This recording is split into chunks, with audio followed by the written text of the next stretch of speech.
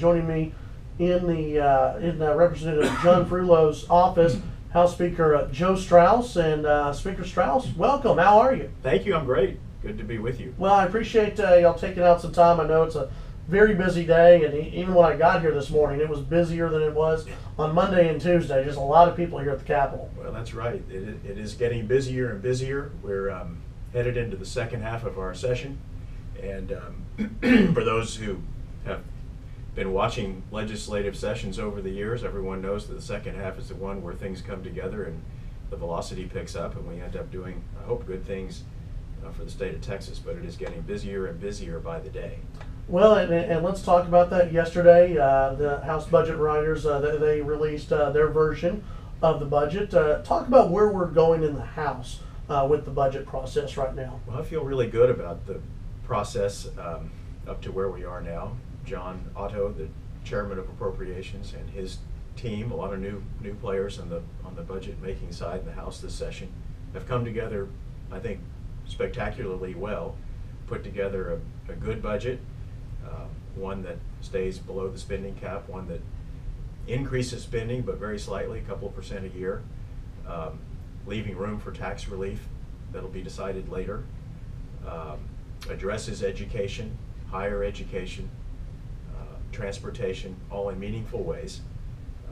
And I was very delighted that there was a 24-0 unanimous vote for a prudent and careful and conservative budget. So I feel very good going into next week. This budget should be coming to the floor.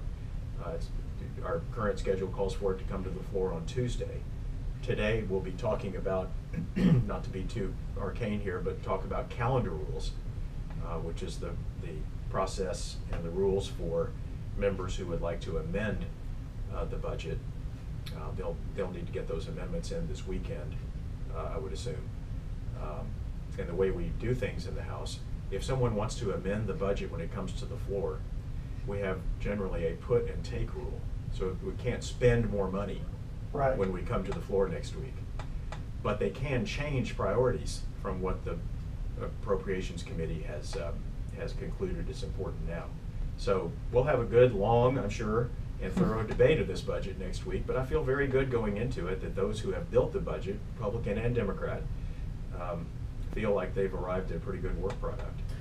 You know, the news out of, at least on the Senate side with their budget, is tax cuts, tax cuts, tax cuts. That's what some of the big headlines have been. On the House side, as you mentioned, those details are still to be worked out.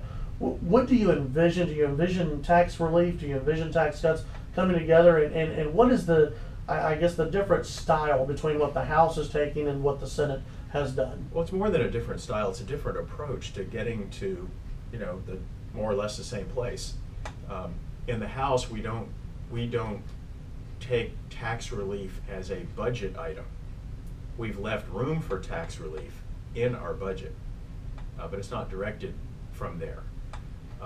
So it's just a different approach. But we're going to get to the same place, and tax relief is a priority in the House. It has been all other 3 sessions I presided as Speaker. Even in times when we were cutting the budget pretty drastically, tax relief is a priority. So we'll work out the details and get to a good place at the end of the session. I'm pretty confident. Well, I've had those on the Senate side. I've had those on the House side come in, and one thing that's talked about is the franchise tax, and that is sort of being a target by both sides. Property tax relief, that's in the air. On the Senate side, they're more in favor of property tax relief. It seems like the House a little more maybe unease there on property tax. Am I reading that the right way? We like tax relief. Across the board, we like tax relief, but we want to be careful that we, in cutting taxes, are doing the type of tax cuts that stimulate the economy, that keep our economic growth going, that keep jobs being created in this state. So we like tax relief. We don't dislike any tax relief. It's just a matter of putting together the package that we feel the strongest about, that will continue a good, strong economy for the state of Texas. And whatever differences we have with the Senate on the front end, I'm sure can be negotiated between now and the end of the session. We're visiting with House Speaker Joe Straus here on the Chad Hasty Show. Let me ask you about your priorities going forward. Obviously, the budget's a big priority, probably number one priority. But beyond that, what are some of your priorities that, as Speaker, you want to see the House take a hold of? Well, I can answer that question, but let me just remind people that it's always been my philosophy that the budget is a priority. The budget is a statement of priorities of the state, and so I'm very happy to say that our House budget shows fiscal discipline. It shows a commitment to education. It shows a commitment to higher education. It shows a commitment to transportation. And so those are all core priorities and core functions of the state of Texas that I think are pretty adequately approached in the budgetary world. Beyond the funding of services in the state of Texas, one thing that has been a particular concern of mine that I want to address in a meaningful way this session and going forward beyond this session is the whole issue of contracting in state government. Over the past several years, there's been a philosophical decision made to outsource, to privatize services of the state government. I don't have a quarrel with that approach or that philosophy. I do have problems with what seems to be coming to light in the contracting world and whether we've really executed very well on what I think is an appropriate approach.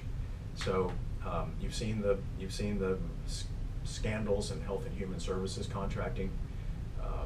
I am concerned that those of us in state government in positions of leadership find out about these problems from the newspaper. And I don't think that's acceptable. If we're going to be good stewards of the taxpayers' money, I think a very strong hold, getting a very strong hold on state contracting is a must. So that's become a very important priority for me. And it's something that we may not be able to solve completely during the session, but it's something that ongoing is going to be a real focus for me. And there's a lot of money, a whole lot of taxpayer money that's being committed through contracting, and I don't think it's being executed very well. I'm not sure that Texas has the expertise it needs to be executing contracts the way we have, and so that's become a very central focus for me, and will be in the future. Before I let you go, just one more question, and this has to deal with the big question mark. And I don't know how many articles there have been about, okay, how's everyone going to get along here? And you have people in new positions. You have Governor Abbott, Lieutenant Governor Dan Patrick, and yourself. This is a new dynamic.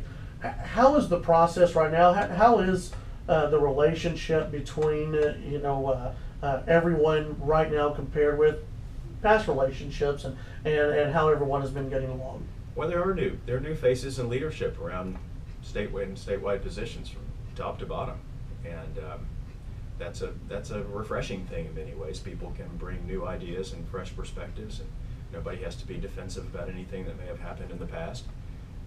I just came from a breakfast this morning with the governor and the lieutenant governor and Comptroller Hager. We're talking regularly. We have a good relationship. Doesn't mean we agree on everything. Nobody agrees on everything. Right. But I think the differences are pretty minor in most regards. So I'm predicting a good session. We're halfway through. The real serious and quickened pace begins now. Right. And I think we'll be good. I think we'll be good negotiating partners. We all want to go generally the same direction. So I feel very confident and very optimistic, and feel good about the new faces in state government. That's great. House Speaker Joe Straus, appreciate your time today. Thank you very much.